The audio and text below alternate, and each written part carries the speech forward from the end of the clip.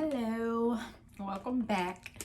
If you see my tongue red, I mean not Cheetos, okay?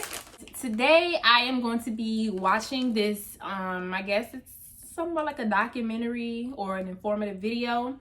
It is pretty much about Teairra Marie and her career and how I guess Rihanna took her career. You know, she was signed to Roc Nation, I believe. Teairra Marie was signed to Roc Nation at a point. And I remember when she did the tribute to Destiny's Child. And yeah, I think they dropped her for Rihanna or something like that. I don't know. We're about to find out. 2005. A teenage girl is about to shake up the music industry with her new pop and R&B sound, and her debut single is going to be a top 10 hit. She's going to brush elbows with the hottest artists at the time like Beyonce and be considered the likely artist to rival her level of stardom. She's dedicated, beautiful, and committed to making it in the industry. She has a good shot at it since she has the backing of some of the industry's best producers like L.A. Reid and Jay-Z. You probably thought I was talking about Rihanna, but I'm actually talking about Teairra Marie. You may know her from Love and Hip Hop, but at the height of her career, she was set up to be the next big pop and R&B act. But in a quick turn of events, her career was derailed and that of her label mate Rihanna took off. At first, Teairra Marie seemed destined for the career that Rihanna has. So why didn't she take off too? Let's get into it. Teairra Marie was born in Detroit in 1987. All throughout her childhood, she'd had a passion for music and singing, which she shared with her family. Her family encouraged her to pursue her music career, and she began singing as a young child. I'm sorry if this is a little loud, but you know how when you eat and you can't hear over your own chewing? Auditioned for L.A. Reid, one of the music industry's biggest execs. In the 90s, L.A. Reid had given acts like TLC and Usher their big breaks. In the early 2000s, he signed icons like Ciara, Pink, and Avril Lavigne.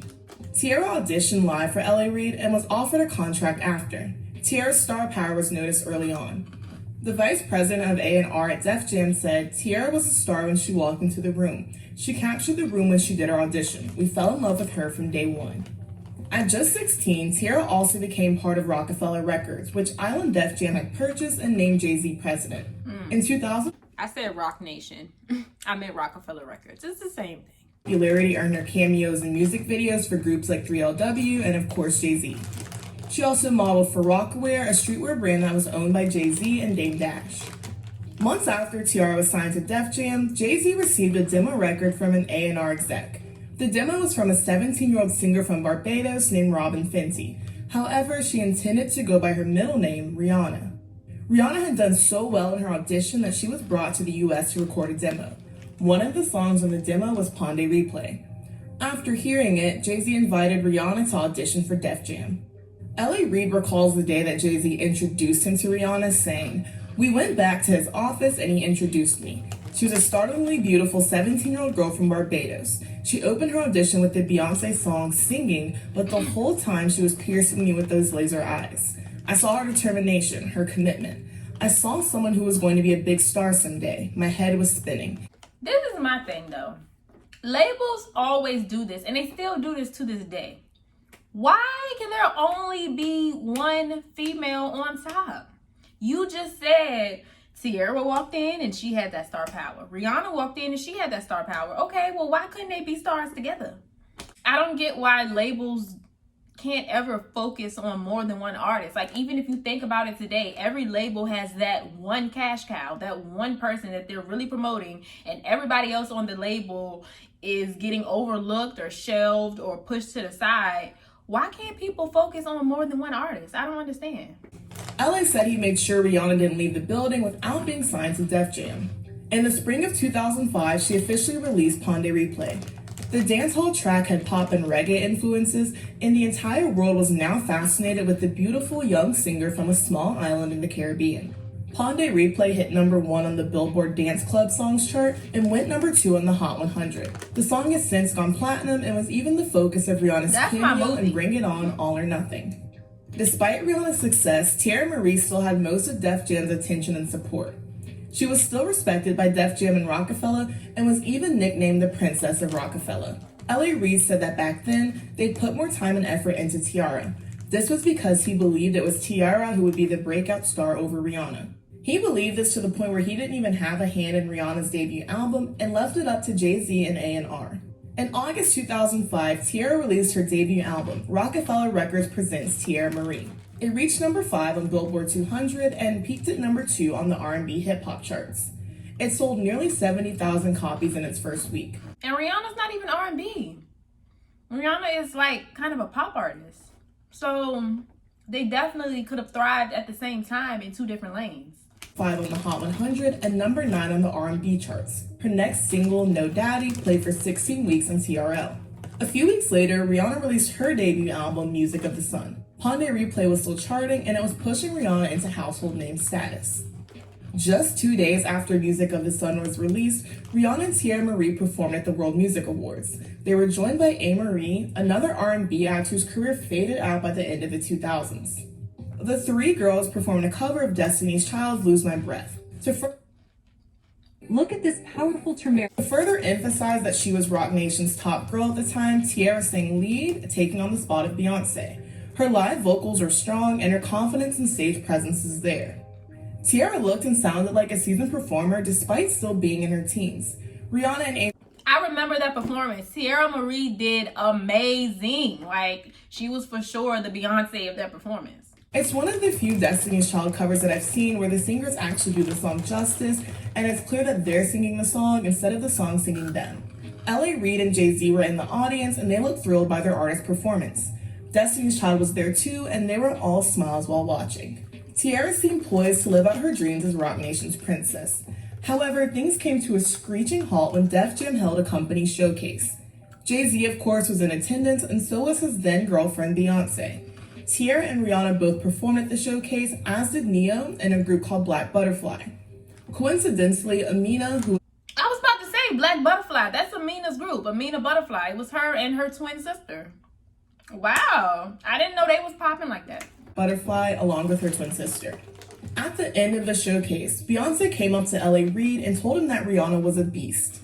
That simple comment altered the course of music history. A switch flipped, or as L.A. Reid put it, a light bulb went off. At the time, Beyonce was currently proving she was in fact the breakout star many had predicted her to be. Though Destiny's Child was still together, Beyonce had released her debut solo album back in 2003. She was pretty much the sort of star that Def Jam was hoping to create, and Beyonce herself appeared to see it more in Rihanna. Her being with Jay-Z, of course, only gave her opinion more weight. It was Beyonce's endorsement. But why? What did they see more in her? Because she was Caribbean? Like, what did Beyonce see in her that she didn't see in Teairra Marie? Began to treat her as more of a priority on the label. I do just want to say that it's not entirely right to say that Beyonce handpicked Rihanna and then closed the door behind her. Beyonce simply pointed out that she saw a lot of potential in Rihanna, and this led Def Jam to shift more support and resources in her direction. Despite performing well initially, overall, Teairra's debut album didn't achieve the sales that Rockefeller was hoping for. Due to the poor sales, she was dropped from Rockefeller and Def Jam in 2006. Because of her She was first informed album? of the split via phone call. Well, you know, what happened was I got dropped from Rockefeller on my prom day. You know, I didn't know. For the prom. Yeah, honey, getting ready. I was putting lotion on my legs, got a phone call, ring, ring. Hey, yeah, we're going to be letting you go. They dropped her because she had one I bad didn't tell album? anybody that day. It doesn't seem like the label or Rihanna had anything shady to do with Teairra's album not doing that well. Teairra herself said that she doesn't blame Rihanna for being dropped from Def Jam. In a 2008 interview, she said that she never really saw Rihanna as competition since they were both coming up at the same time. She said she and Rihanna have actually been like sisters while working and touring. That would be even more of a reason to see her as competition. Because y'all are coming up at the same time and y'all are under the same label. These are Sean Jay-Z Carter's 1-2 punch on the charts. A beautiful combination. Please welcome Teairra Marie and Rihanna. Wow, don't you just love being on stage? Yes, it's so wonderful. Sure. You know, sometimes you just want to let go and do you. The only place you can do that is on stage. Absolutely. Teairra didn't express any ill will toward Rihanna and said that she was deserving of the success she was having. With Teairra off the label, Def Jam had been able to focus more on Rihanna. It turned out to be a worthy investment, as by 2007, Rihanna had achieved mega stardom with her third album, Good Girl Gone Bad. She'd gotten her first #1 the year before with SOS, but it was the song Umbrella that solidified Rihanna's spot as a top pop act. After cutting ties with Def Jam, Teairra went on to finish high school. Though she intended to jump back into music, personal problems put her work on hold. Her mother suffered from a stroke and her mental health was suffering. But, you know, I was depressed for a little minute. I got back up. I was only 18 years of age. Teairra admitted that she still fully wasn't aware of how her being dropped from the label had all played out. In a year, she'd gone from being one of the most promising artists on Rockefeller's new lineup to being dropped completely. Like, that's weird. Teairra said she hadn't even heard from Jay-Z, who she'd considered like family at the time, I bet about it was being his dropped fault. from Rockefeller. Teairra said that she felt Def Jam had been 10 toes down when her Jay-Z album is seemed like it would do shady. well, but as soon as things went south, they dumped her. After considering going independent, Teairra eventually signed with Interscope Records. She hoped this time to see more success and reach a broader audience. She wanted her new music to be more true to herself, and this time around, she had a lot more to write about. While under Rockefeller, Teairra said that she'd been pressured to curse and act in a rebellious way that wasn't completely in line with who she was. That's kind of an interesting statement, considering that seems like the exact sort of persona Rihanna would come to be known for. Maybe things worked out for the best because Rihanna portrayed the good girl gone bad, no pun intended, image perfectly. In 2008, Teairra released her first single under Interscope, No No No.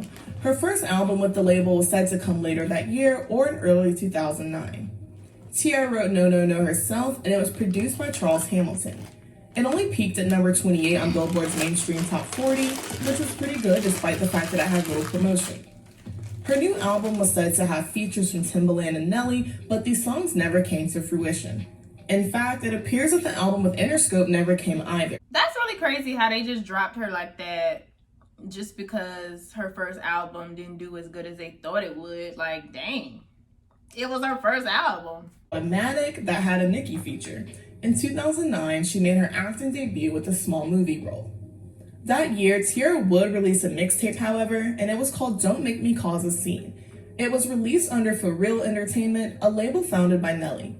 She would now be managed by Cutta Love, who has his own shady past. Cutta Love was a manager and had been a former bodyguard to Nelly. At one point, former Destiny's Child member Farrah Franklin was also signed to For Real Entertainment. The mixtape's title track, Cause a Scene, featured Flo Rida. It was a remix of a song that had been intended for Teairra's scrapped album at Interscope. Cause a Scene only peaked at number 73 on the US Hot R&B and Hip Hop chart. The following year, Teairra released another mixtape called Point of No Return. It's hard to find any information at all on how it performed, So what which leads me to happened? believe that it didn't make too much Did noise. she just fall She off? released a couple of after she got independent dropped? singles with Gucci Mane and Soulja Boy, but none of them saw a lot of mainstream success. They're not really saying like why. Did she just, when she got dropped from Rockefeller, whatever Jay-Z's label.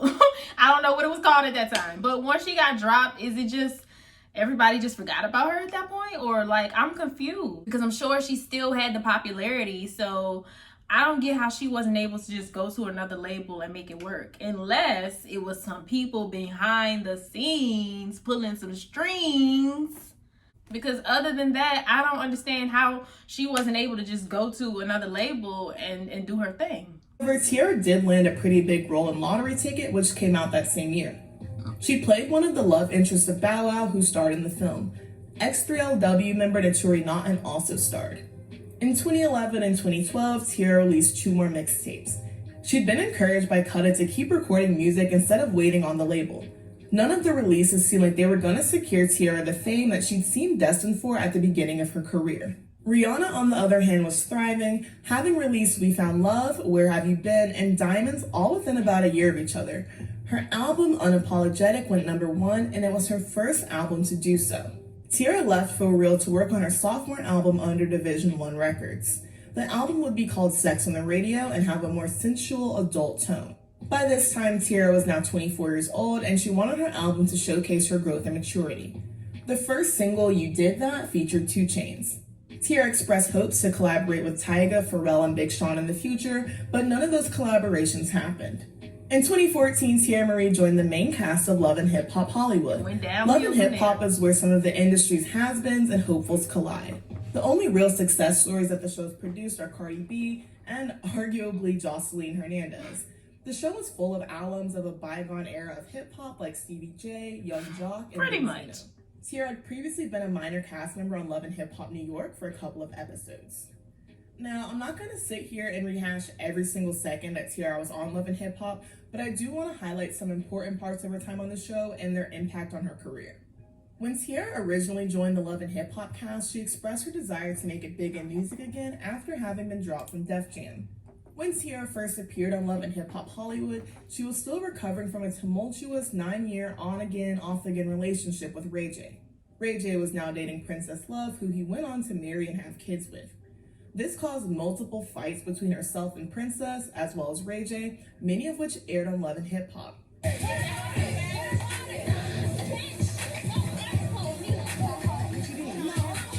This sort of image of her always arguing and getting into physical altercations definitely wasn't helpful for someone who was trying to get their career back on track. If you've never seen Love and Hip Hop, it's honestly more about relationship drama and fighting than it is about the music. It's rare for that show to actually help someone's career in any serious way. On the 3rd season of Love and Hip Hop Hollywood, viewers were shown a darker, more serious side of Teairra's life. She developed a drinking problem, and her addiction caused conflicts both romantically and with her friends. One of her altercations resulted in an arrest after she attacked an Uber driver in 2015. The case was dropped eventually after the driver didn't testify against her in court. Between her fights with Ray J, Princess, and Hazel, Teairra came off as violent and aggressive. Yeah. Early on in the show, it seemed like she was either always arguing with someone or putting them down, and this image kind of never really changed. She also seemed to act like she was better than her castmates just because she'd seen a little bit of success well over a decade ago. A lot of the times when Teairra got in a fight, she'd clearly been drinking, or the cast members referred to her having a drinking problem. Hazel cited Teairra's drinking as the reason she decided to move out of their apartment. Honestly, I don't know if it was because she got a villain edit, but Teairra came off as really bitter and hateful in the early seasons of Love and Hip Hop. I'm sure it didn't really make anyone want to support her music. It's also funny how Teairra was quick to call everyone else on that show a flop. There was this one song that she made on the show that I actually liked, though. I think it was called I Deserve. It was whatever she did with Young Berg. I think that was the song she did with Young Berg. I think. But yeah, whatever. It was called I Deserve or something like that. I actually really did like that song. Teairra's storyline had less to do with music and more to do with her on-again, off-again friendships and the music thing is over for her. Fortunately, Teairra eventually did get help for her drinking problem. She went to rehab in 2017. Her rehab stint was the result of an intervention that had been staged and filmed on Love and Hip Hop.